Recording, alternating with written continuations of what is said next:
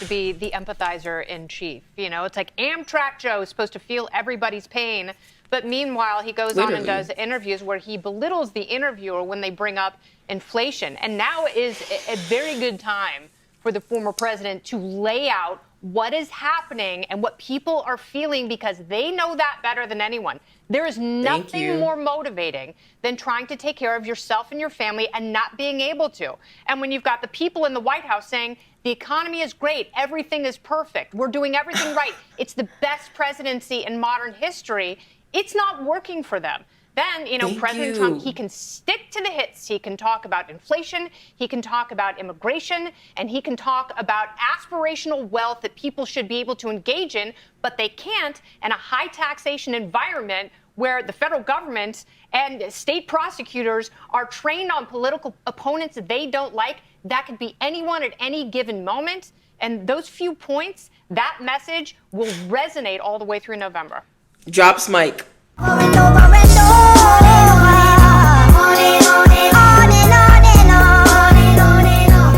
Hey y'all, I know y'all missed me.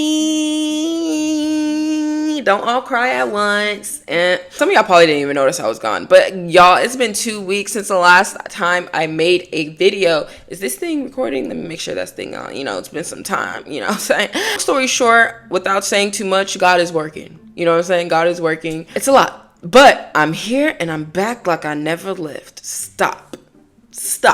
But anyways, y'all, so much has been going on, and that's an understatement. But today we are going to be watching, or we're going to be discussing everything that's going on with Donald Trump. Like, it's not even one topic. It's like just Donald Trump in general. So as y'all know, he got convicted of the 34 felony counts, and within less than 24 hours of his conviction, he raised like $34.5 million. And I'm just like, whoa.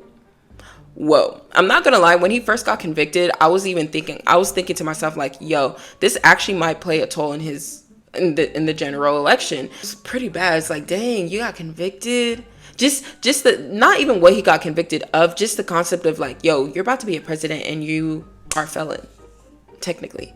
So after him raising like nearly $35 million in less than a day, and he raised $35 million from 408,000 different people. That number, 408,000 different people, that is what the Democrats have to be scared of. Because I'm like, yo, that's a lot of people, a lot of different people. But still, I do think it's still kind of early to gauge out how this will affect him. What we really need to wait on is that first debate. The first debate is just going to tell us everything we need to know, like who's going to become the next president of the United States, whether it's Donald Trump or whether it's Joe Biden. Last thing before we play, because a poll came out and asked, if Donald Trump were to be convicted, would you still vote for him? I believe the number came out, it was like 64%, don't quote me on that said they wouldn't vote for him. So that's why it's kind of like, it's kind of too early to gauge out, because prior to his conviction, vast majority of people said they wouldn't vote for him if he got convicted. And now that he's convicted, he raises almost $35 million in less than a day. I'm just like, yo, it's about to go down. Crooked Joe Biden, the worst president in the history of our country. He's the worst president in the history of our country. The most incompetent. He's a very big danger to our country.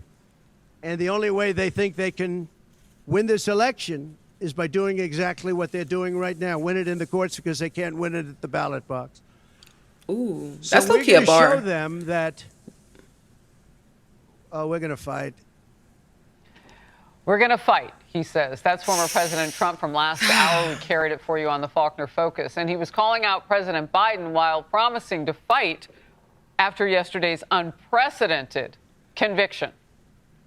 Trump's campaign is already using the conviction to fundraise. Well, actually, they both are. But this is interesting. Let's take a look at the website now, labeling the former president a political prisoner. And it appears to be working, with the website crashing shortly after Trump was convicted due to, we think, a wave of donations. They also were changing their page. Could have been a combination of both. They were updating. What we do know is there was a halt. And people were all over social media saying, hey, we want to donate. And then boom, it went back online. Trump's campaign says they raised $34.8 million in donations after the verdict. Kaylee, let's dig into the money. $34.8 million in less than a day is crazy. That money, you know what that money can go towards? All this money that goes into political campaigns. I'm just like thinking to myself, like, wow, we can really do a lot more better things with the money that we put towards political campaigns, which is crazy. But we need money to run political campaigns, so it's just like, dang. I'm not gonna lie. I think this might actually bite the Democratic establishment or Democrats or whatever in the back. Like, this might actually hurt them in the long run. Like, this whole case, this whole jury stuff, like this whole felony stuff, I'm just like, it might actually hurt them. And I say that because if they were smart, as soon as Biden got in, they should have raised the case within the first year or two. Like, doing it the year of the election and everyone's starting to, like, ask questions and side eyes, like, why are we doing this now? Why didn't you do it before? It makes the Democrats look bad. So I do think this may actually help Donald Trump in the long run. Right now, I can't say it's helping him, but I'm assuming within the long run, it's going to benefit him a lot more, which is crazy. Yeah, let's continue. The critical part about that to me, yeah, the number's big, and he's raised more than that before, but 485,000 different donors. To me, that is critical. 480,000 different donors. I thought they said 408. That's almost half a million different donors. Do y'all see how crazy that is? Do y'all see how wild that is? Like, why aren't the Democrats strategizing? Let's play it. Because as time goes on, you know, we've seen this. There's going to be a ramp up maybe through the sentencing July 11th, maybe through the Republican National Convention. But you've got somebody who can raise a lot of money, too, and that is Joe Biden. So what happens when it kind of that wave sort of, you know, goes a little bit hazy? You make a great point. You know, fundraising oscillates. Who knows that better than Joe Biden, who's winning the fundraising battle? And then Trump came and trounced him with a fundraiser that doubled the record that he broke, even though Joe Biden still ahead with cash on hand. I want to underscore how big this is, though. Shane Goldmacher of the New York Times put this up about this number, this $30+ million number. Trump announced his $34.8 million fundraising haul after guilty verdict. For some perspective, that is even more than the $26 million in a day that Biden raised after naming Kamala Harris as vice president. It is. I remember. I thought it was like 25 mil. 26, whatever. Same thing.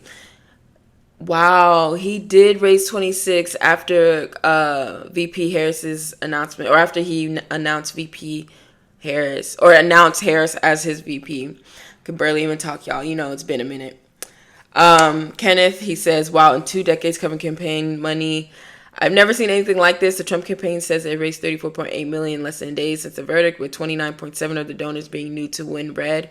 Also does this for a living. He says in 2 decades covering campaign money, I've never seen anything like this. The Trump campaign says it raised the $34 million in the 1 day, less than 1 day since the verdict comes out, with 29.7% of donors being at the Win Red platform. So these guys do this for a living. This is enormous, enormous. Is it a sign of energy? I would also just add on to that, Trump's finding some unlikely allies. Susan Collins came out in his defense. Mitch McConnell came out in his defense. These aren't traditional robust Trump defenders. So he's finding some political tailwinds here. Yeah, and when you talk about, you know, how many people go to the rallies and all of that, we're all in a situation where we're watching the economy just hobble along. Some of it, I mean, if you're rich right now and Wall Street's treating you great, that's good. But if you actually have to go and pay for your own groceries at the grocery store, I said this, y'all. And so that really plays a role. And Kennedy, I want to get back to something you said. I said this. He has to do what Biden refuses to do now. And Trump is good at it. Talk about it in a way that you know you feel their pain. Talk about what you know you can fix because you've done it before if you're Trump. Yeah, and Joe Biden was... I literally said this. Go back to my videos. I literally talk about this. If Biden loses this upcoming general election, the final straw isn't going to be Gaza. The final straw isn't going to be the border. The final straw isn't going to be his lack of energy or his age or whatever the case may be. Like all those play a role, yes.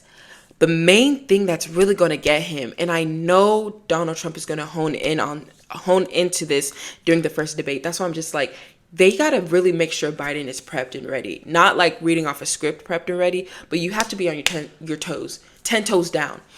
The main thing that's going to get Biden is the mere fact of him trying to gaslight people out of their realities, specifically when it comes to the current economy. The Biden administration has been saying over and over and over again, Bidenomics is working, Bidenomics is working, Bidenomics is working. Your voters, people who've previously voted for you, they're telling you it's not working.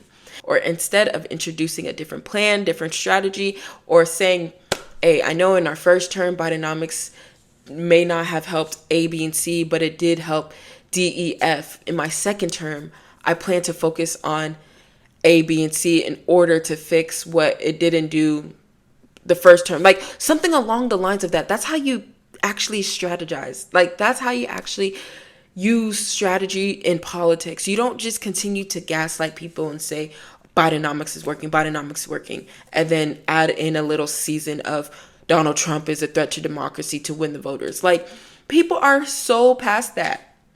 What Donald Trump is doing is saying straight to your face, yo, gas is expensive. Groceries are expensive. Rent is expensive. Like, what's going on it's not working. Like he's steady telling that, he's saying that to the faces of the voters. That's another thing that's really helping him. Like the Democrats really have to get in a position where they're willing to take criticism. Like criticizing the Democratic Party doesn't automatically mean we're wishing on your downfall. If the Biden administration actually wants to win, they have to be able to not only strategize, but they have to be willing to take the good and the bad. And there's a lot of bad that they're trying to be dismissive over. That's just me though. What do I know? Be for real. Supposed to be the empathizer in chief. You know, it's like Amtrak Joe is supposed to feel everybody's pain. But meanwhile, he goes on and does interviews where he belittles the interviewer when they bring up inflation. And now is a very good time for the former president to lay out what is happening and what people are feeling, because they know that better than anyone. There is nothing more motivating than trying to take care of yourself and your family and not being able to. And when you've got the people in the White House saying the economy is great, everything is perfect, we're doing everything right, it's the best presidency in modern history, it's not working for them.